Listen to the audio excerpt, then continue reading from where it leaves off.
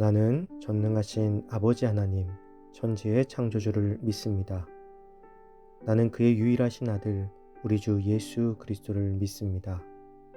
그는 성령으로 잉태되어 동정녀 마리아에게서 나시고 본디오 빌라도에게 고난을 받아 십자가에 못 박혀 죽으시고 장사된 지 사흘 만에 죽은 자 가운데서 다시 살아나셨으며 하늘에 오르시어 전능하신 아버지 하나님 우편에 앉아 계시다가 거기로부터 살아있는 자와 죽은 자를 심판하러 오십니다. 나는 성령을 믿으며 거룩한 공교회와 성도의 교제와 죄를 용서받는 것과 몸의 부활과 영생을 믿습니다. 아멘.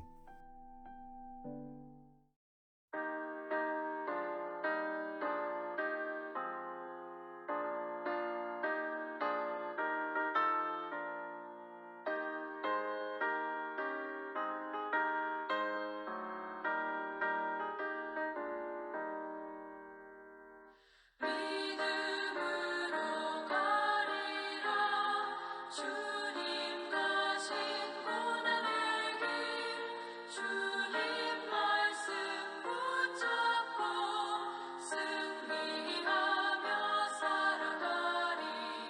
주님 앞에 나아가 무릎 꿇어 간구하고 겸손하게 주님 섬겨 새 힘을 얻으리라.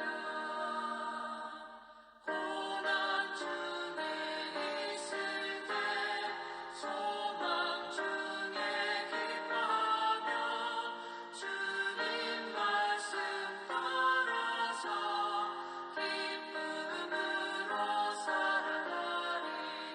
주님 앞에 나아가 무릎 꿇어 간구하고 겸손하게 주님 섬겨 새 힘을 얻으리라.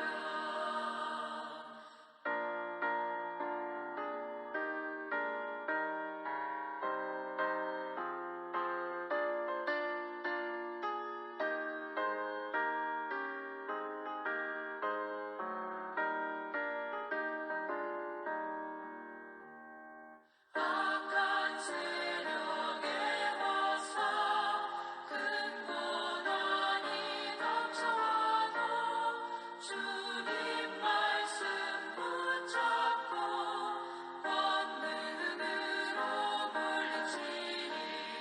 주님 앞에 나아가 무릎 꿇어 간구하고 겸손하게 주님 섬겨 새 힘을 얻으리라.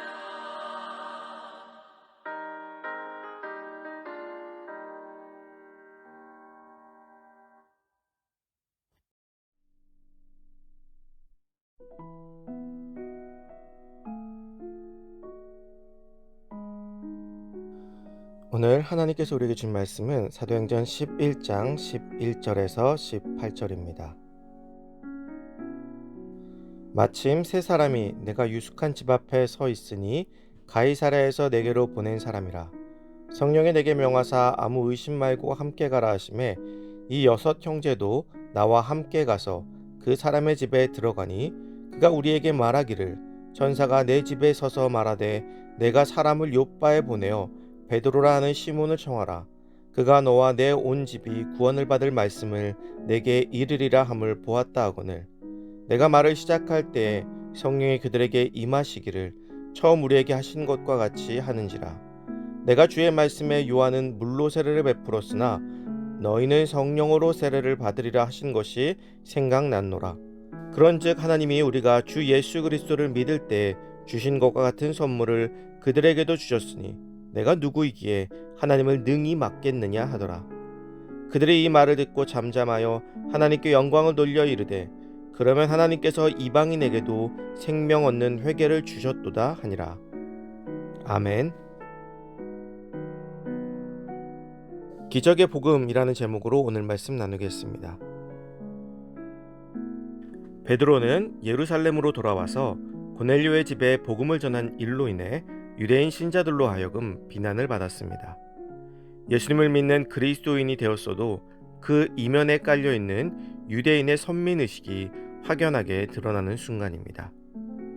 초대교회가 예수님을 믿는 것으로 인해서 유대교로부터 탄압을 받았지만 이들은 여전히 유대교의 한 분파로서 그리스도교를 세워가려고 했던 것으로 보여집니다.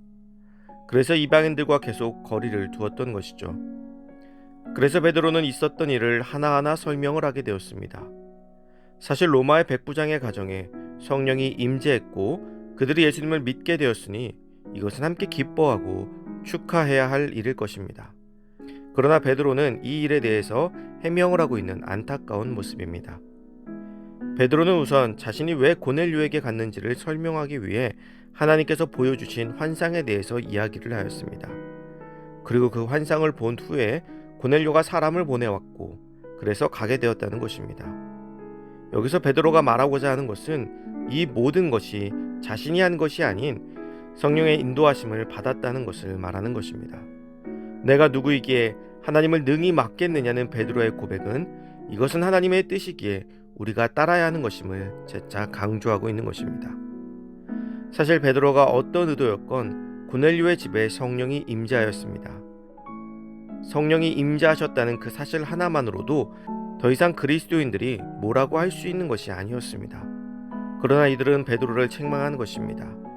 유대인 그리스도인들의 선민의식은 성령의 역사마저도 책망하는 교만한 모습을 드러낸 것입니다. 이러한 배타적인 모습이나 선민의식은 우리에게도 무의식 중에 깔려 있을지도 모릅니다. 그래서 누군가를 전도하게 될 때 사람을 구분해서 전도하게 되는 것이죠. 사람들에게 소외받거나 무시받거나 아니면 너무 성격이 강한 사람들을 우리는 먼저 제하여 두는 것입니다. 그렇게 우리는 먼저 우리가 교만해서 사람들을 구분하고 있지는 않은지 돌아보아야 할 것입니다. 성령님께서 임하시면 우리의 시각은 중요하지 않습니다. 만약에 베드로가 고넬료 사건 이후에 책망을 듣고 더 이상 이방인의 선교에 손을 대지 않았다면 그리스도교는 유대교의 한 분파로 남아있거나 그렇게 사라져버렸을지도 모릅니다. 그렇기에 하나님께서는 이방인들과 관련하여 성령의 역사를 나타내시어 복음의 불꽃이 유대인에게 머무르지 않고 온 세상으로 퍼져나가게 하신 것입니다. 사랑하는 성도 여러분, 오늘 누구를 만나던 내 기준으로 판단하지 않으시기를 바랍니다. 오직 성령의 인도하심을 받았다는 베드로의 고백처럼 매 순간 우리의 삶이 그러한 인도하심을 받았다라고 고백할 수 있는 복된 삶이 되기를 소망합니다. 그리하여 우리에게 전해진 이 기적의 복음이 우리를 통해 누군가에게 또 다른 기적의 복음이 될 수 있기를 주님의 이름으로 축복합니다.